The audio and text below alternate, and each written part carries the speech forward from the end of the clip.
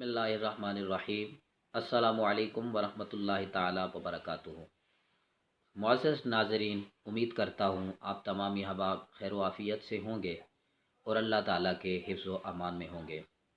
आज की इस वीडियो में हमने देखना है, अगर निजासत ज़मीन पे लगती है और वो खुश्क हो जाती है, उसका रंग और बू ज़ाइल हो जाता है, रंग भी ज़ाइल हो जाता है, उसकी बू भी चली जाती है, आया उस ज़मीन पे नमाज पढ़ना दुरुस्त है या नहीं।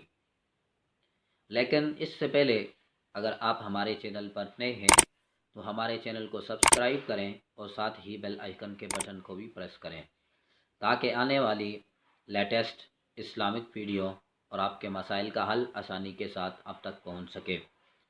तो निजासत अगर ज़मीन पर लगी हो और वो खुश्क हो जाए, किसी भी वजह से वो सूरज के साथ खुश्क हो जाए और उसका रंग भी चला जाए, उसका असर भी ज़ाइल हो जाए, खुश्क हो जाए, तो अज़्र व शरअ इसका क्या हुक्म है?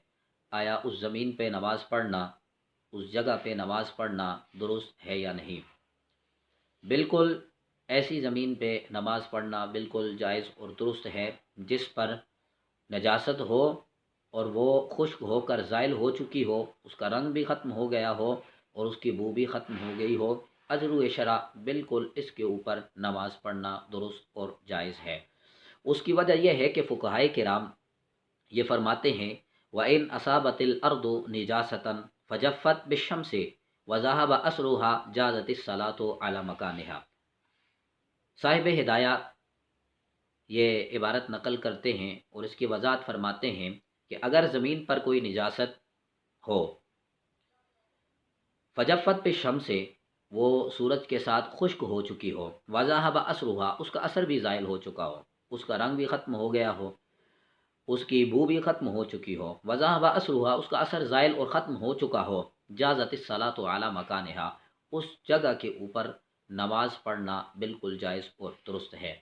लेकिन यहाँ एक और सूरत भी ज़हन नशीन फरमा लें कि उस जगह पे नमाज पढ़ना तो जायज़ और दुरुस्त हो जाएगा, लेकिन उस मिट्टी से तयम्मुम करना बिल्कुल जायज़ और दुरुस्त नहीं होगा।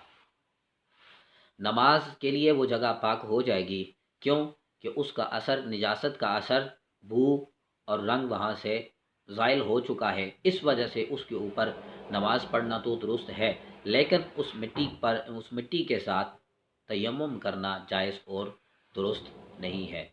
आज की इस वीडियो का मसले का ख़ुलासा ये बना कि अगर ज़मीन पर नजासत हो और वो सूरज की गर्मी की वजह से वो खुश्क हो जाए, उसका असर ज़ाइल हो जाए, रंग भी ख़त्म हो जाए और उसकी बू भी ख़त्म हो जाए, तो अज़्र व शरअ उस पे नमाज़ पढ़ना, उस जगह पर नमाज़ पढ़ना बिल्कुल जायज़ और दुरुस्त है।